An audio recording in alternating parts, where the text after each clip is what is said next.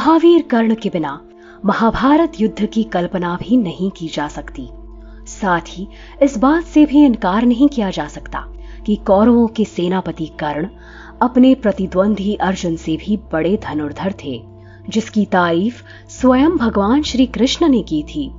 कर्ण न केवल एक शक्तिशाली योद्धा थे, बल्कि बहुत बड़े दानवीर भी माने जाते थे, जिन्होंने बिना युद्ध का परिणाम सोचे अपने कवच कुंडल दान में दे दिए।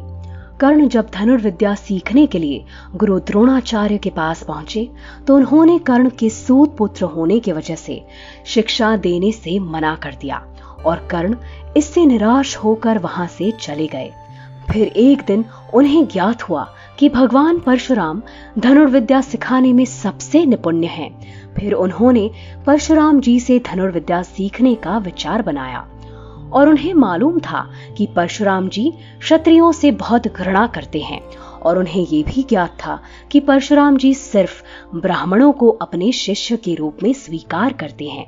इसलिए धनुर्विद्या सीखने की चाहत में कर्ण को मजबूरन एक ब्राह्मण का वेश धारण करना पड़ा और उन्होंने एक नकली जनेऊ धारण किया और एक ब्राह्मण के रूप में परशुराम के पास चले गए।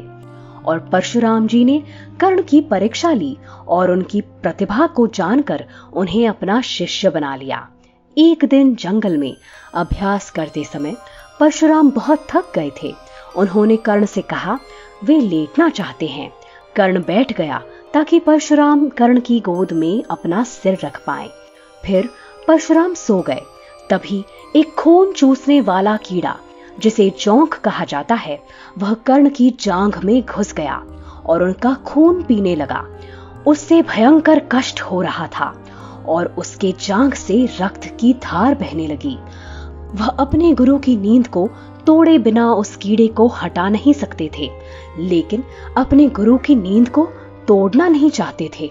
धीरे धीरे रक्त की धार परशुराम के शरीर तक पहुंची और इससे उनकी नींद खुल गई।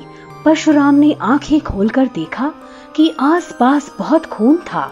परशुराम बोले, ये किसका खून है? कर्ण ने हिचकिचाते हुए बताया कि यह मेरा खून है। फिर परशुराम ने कर्ण की जांघ पर खुला घाव देखा।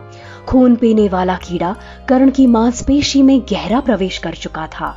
फिर भी वह बिना हिले डुले वहीं बैठा था। परशुराम कर्ण की ओर देखकर बोले, तुम ब्राह्मण नहीं हो सकते। अगर तुम ब्राह्मण होते तो एक मच्छर के काटने पर भी चिल्लाने लगते। परशुराम अत्यधिक क्रोध से भर गए। वे बोले, तुमको क्या लगता है तुम एक छोटा जनेऊ पहनकर यहाँ आ सकते हो और मुझे धोखा देकर सारी विद्या सीख सकते हो?